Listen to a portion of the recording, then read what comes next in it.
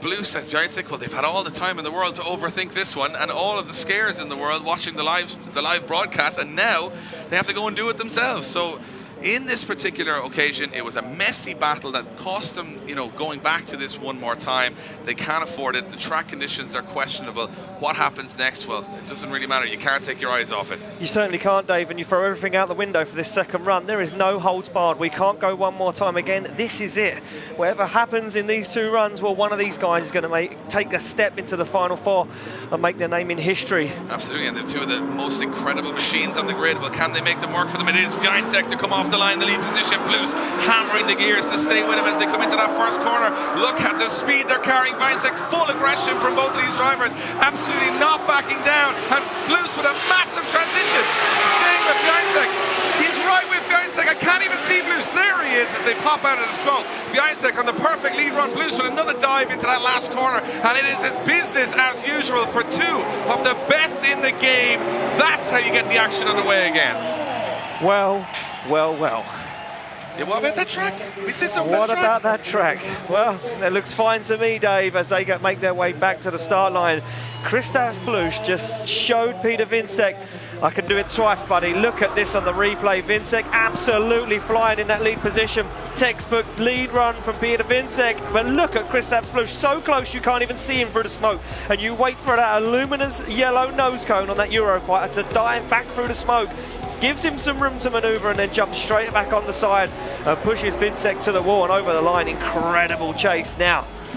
Well, that's the best chase run Bluss has done all day. Maybe one of the best chase runs we've watched all day. Yeah. wiecek, though, let that happen. Phenomenal lead run there. Gave every opportunity to Bluss to stay on his door. And that was high speed, full risk, no backing down, no allowance for the track conditions. These guys don't want to go out of competition, and Ian, you've got to hold your breath now. Look at the transition from Bluss. He takes the paint off wiecek's rear bumper. He wants it. He wants it. He's hungry for it. He just said to Peter wiecek, there it is. There's the line. That's the chase. That's how you do it. Almost takes the paint off the back bumper once again as they transition. This is where a little bit of separation happens. You can see Peter wiecek locking the front wheel. He can just a touch wide there. This is where Kristaps Bluss made the dive up onto the side. He timed it absolutely perfectly. And you'll just see Peter wiecek's car pop into shot as the front end nudges closer and closer to the side of that S15. Almost contact on the front wheels. Now Peter wiecek sits there and says to his spotter, what do I need to do? And he says, well, you need to go even closer. You need to put the tyre on the door. Well, this is a position now where Peter wiecek has to risk it. He has to go beyond the comfort zone. He has to do something he hasn't done all day, and that's go faster, go closer, or go home. Here we go. Who's going through to the semi-final? Will it be Bluss? Will it be wiecek? They're coming towards that first corner at maximum speed, and they slow down because it's a false start. Such an anticlimax there. Such a shame. All the way up, but it had to come all the way down. You were up there, Dave, and I was letting you ride the crest, and then they said no. So it will be a full start. Cone's knocked down there on the lead from Kristaps Bluss. Just too eager to get away, and as we mentioned earlier, this isn't a drag race. We want a fair battle, so we put a chicane system in to slow the lead car down, to let the chase car get alongside and pull through the gears. They reset. Back to the line, these drivers will take every inch they can, because that's what it comes down to, every inch at this level of competition.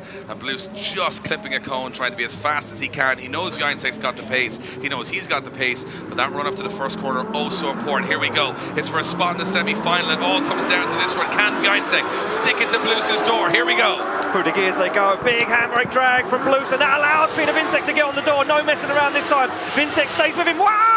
Brave transition from Peter wiecek. He's glued to the side of him, and he's into the wall, and contact on both cars. And I mean, Dave, I don't even know anymore. I do not even know anymore. wiecek got a big hit there. He had a hit to the big door. hit.